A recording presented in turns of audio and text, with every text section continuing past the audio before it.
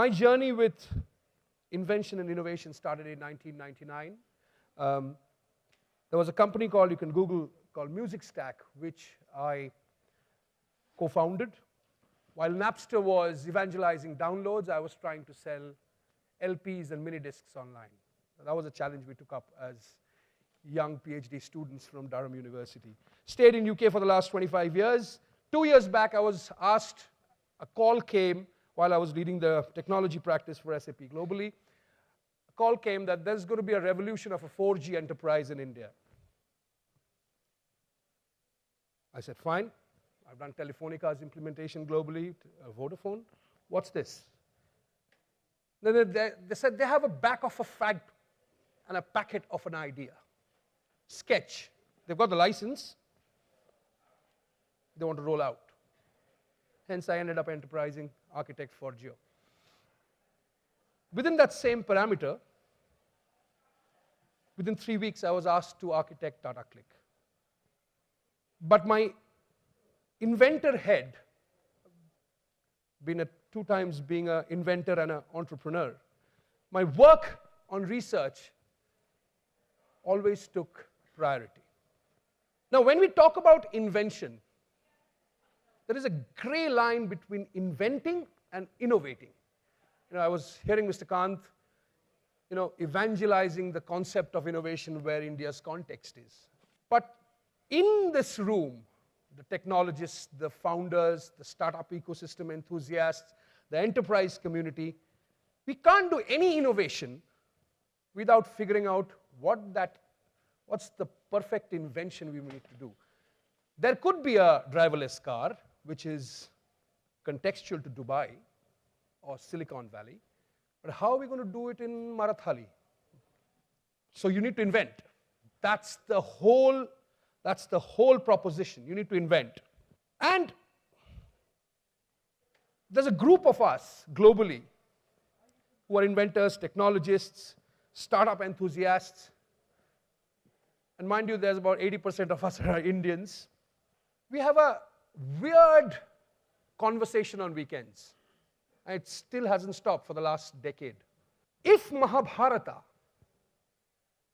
was believed to be real, take a step back. If Mahabharata was believed to be real and it happened and not written by Vyasdev, how could Dhritarashtra see a live war through the eyes of Sanjay? Cut to there is Hotstar and Netflix and real live streaming. Karna had a kavach, and that kavach couldn't be taken off. He was a mother, came out of a mother's womb of Kunti, which was surrogation. Now start mapping genotypes, gene modulation, and nanobites of armors which our army and all the global military are evangelizing. So all these conversations, we somehow go back. I mean, it's a group of us. We go back to the Mahabharata. So today, and I've been working with inventors globally across for many, many years. Innovation is a very key word for us. But I thought I'll touch base on the hygiene part of invention. What's happening right now, which is touching India, and what is not happening, and which is going to come to India in the next 12 months, or what we are doing as a country, which we are exporting across. So we started with Mahabharata. And the best part about this is, if you go back and Google, the inventions mapping to, current inventions mapping to Mahabharata, there's a humongous amount of research ongoing. So when you can't ideate, when you have a writer's block or an ideation block, we have a humongous epic in our ecosystem which will give you a lot of germinations. I've been doing that. I've probably built about 20 odd products, implemented 160 global products and platforms across the world. It always helps. But if it doesn't work, it's a great story to go back to. These, I want you guys to read it. Robotic plastic surgeries, live web streaming is part of us, nanosuits, and genetic embryos. take this away and map it back to the epics. You can go to the Byzantine civilization. You can go back to Mesopotamia. You can go back to Mohenjo-daro. The invention part is the DNA of any innovation we do. Something happened in 2015. How many people in this room, raise your hands, who knows what Google Lunar X Prize is? That's very good. Quite impressed. About 20-25% people. So let me give you a backstory to what is happening right there and now. So Google decided we want to run a competition to build a rover across countries that would race on the moon. What were they thinking? What they were thinking is break the government's grip of every country over space colonization. That journey started. 56 countries with 56 startups across the world are building rovers to race on the moon next year. Astrobotics championed it, a Pittsburgh-based organization founded by William Red Whittaker, who's the inventor of Google self-driven cars. He left Google and formed this organization. Followed India, Team Indus. The Israelis championed it. 3 stages: how to build the rover, how to put 10 types of tech for data, for remote controlling it, for launch padding it, and the thrusters to be built. As we speak, Team Indus is winning the 3rd assessment race. Astrobotics is almost at par. It's a combination of entrepreneurs, VCs, inventors, big data scientists, and of course engineers. Because they're the crux of any product you want to build, any service you want to build. Let's have a look of what that moonshot is, as we speak, is happening.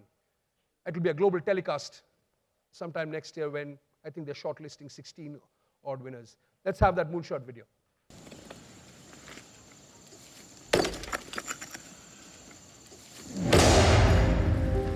Nice shot. The Google Lunar X Prize called to me. I have a small budget. I am just trying to reach the moon. Most people go about their lives and they look at space and say, oh yeah, that's something that only NASA can do. And I, of course, could never do something like this. But truth is, they can. I finally got an opportunity to prove myself. It's not really just going to the moon. Going to the moon is symbolic. It is about showing what is possible. It's a very good feeling. I am part of something huge. Building a machine that will go to the moon represents that everything is possible. The human spirit will win. This is a first step to open up the future. Whatever you can imagine is within your reach. You can't be afraid to fail.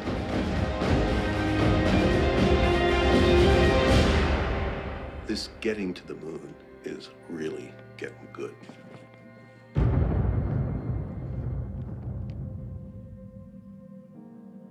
That's quite a thing. What if I say to you, everybody who's put a stall in today's TechSparks will be able to advertise on moon in 3 years, in less the cost of a hoarding in Kormangla. There are people like us who are actually working on that. You want to do that, right? You want to have Vodafone, Jio, Idea, Airtel, and all that lovely girl from Airtel dancing around with a big hoarding on moon. Now let's come back to the construct. What are they doing? So Astrobotics said, we will ensure from a tent to a toothpaste gets traveled across to the moon. Race is just a mission. It's an objective. It's a project. Then what happens after that? You build all that tech. You build all that data. So DHL came on board on Astrobotics. Same is happening for Team Indus. They are creating payload, delivery, colonization, and advertising. It's a utopian theory, but people are starting to work. So I would say, how much amount of machine learning is required on a clustered Oracle, Hadoop, HANA DB to mine that data on a second-by-second basis? There's a database play. How much marketing and sales play would be required to sell that model? So there is a BD work. How much engineering work goes on? So without invention, we can't innovate industries. Who's seen Spider-Man Homecoming this year? Spider-Man Homecoming's trailer was launched in an AR model. So what Sam Raimi and his team did was they said, if I need to wear an Oculus Rift, or if I have to actually wear a headgear, I would want a first-person experience. So you are Spider-Man. Do Google, do YouTube it. There's an entire Spider-Man Homecoming trailer launch where you are actually Spider-Man and you are interacting and wearing up the suit and the movie. So the movie personalized experience has come to smartphones. It will become in person. So you will watch the movie, but you will be the first-person protagonist. Guess which 3 people in the country? All of today's discussion is, what's the invention? What's happening in India? 3 people in the country, Rajamouli, Ayan Mukherjee, and Shankar is exploring an opportunity to launch in the next 24 months one of their movie trailers in a VR mode. It might not take off. What if it takes off? You are going to have a personalized, individual experience where you are in Bahubali's body and you are part of that movie. That's what is going to happen in the entertainment space. Google DeepMind has worked well and stayed away from the controversy of Mark Zuckerberg and Elon Musk. Google DeepMind is pure neural networks, 100 part of our forebrain put in front of a set of software and applications. And that guy, the character DeepMind has built, is starting to walk, starting to run, starting to jump fences. When it doesn't jump fences, it waits, it moves on. It falls, and it starts to learn again. Artificial intelligence, let me be brutally honest with you guys, is not about feeding data to get you data and results. Artificial intelligence is purely neural net driven if you're core working on it. It is not a decision tree model where I feed data and expect results. Neural networks is the DNA of artificial intelligence. Healthcare impact, Google's working on researches. There is no commercial work being done in India right now because they are yet to make a commercial prototype in Mountain View yet. So that's where they are. But yes, we are. We are continuously working on algorithms which is building ML and DL. We are not a software country anymore, or services. We are becoming and trialing out neural nets across. You've seen what Watson's adoption on healthcare has been. Now you will see a lot more of it from various tech organizations. Have you ever realized that our smartphones haven't been innovated anymore? Yes, Apple can launch 10 and have a Wi-Fi charger and an A11 Bionic processor. But what does that mean to me? It doesn't mean anything to me. The handset has remained a handset. It has not evolved. It has not innovated. It still is a smartphone. Yes, only the processing power has improved. You've put in a far better camera in it, a far softer and a fluid operating system in it. But where has been the invention? Taki, the Chinese organization, has been able to invent the first holographic handsets, and Xiaomi and Intex and Samsungs are collaborating with it, where the pure play of data to an email will be completely holographic. That is where a pure invention has come through. This has come anyway. We're doing a fingerprint checkout. Alibaba has cracked the eye checkout and facial recognition built with it. So whether you go into a store or whether you go into for a checkout in a store, you will be tracked, and you would be able to check out with the blink of an eye, like you right now do using Beam. That's where we are moving into a commerce facial recognition checkout. This is fun. This technology is built by an inventor called Dan Wagner. Dan Wagner built the first of the dialer boxes which your smart box in Tata Sky you see, or DTH you see.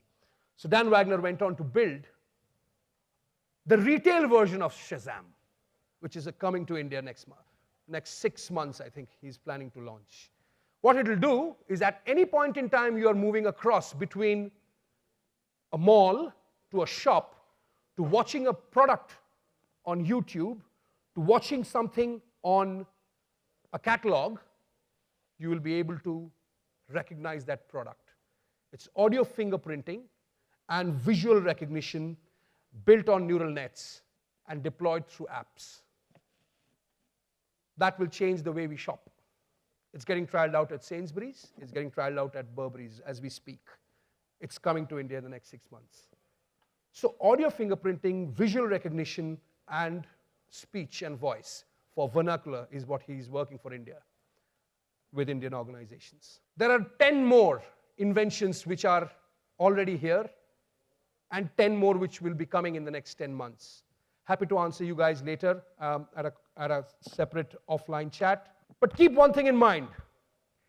If you're going to look at the future of ideating and creating business model, operating models, whether you work in an enterprise organization, whether you work in a small startup seed mode, you continuously have to educate yourself on knowing where the market is. You can be a Me Too and you will not survive more than a 4 to 5 year window.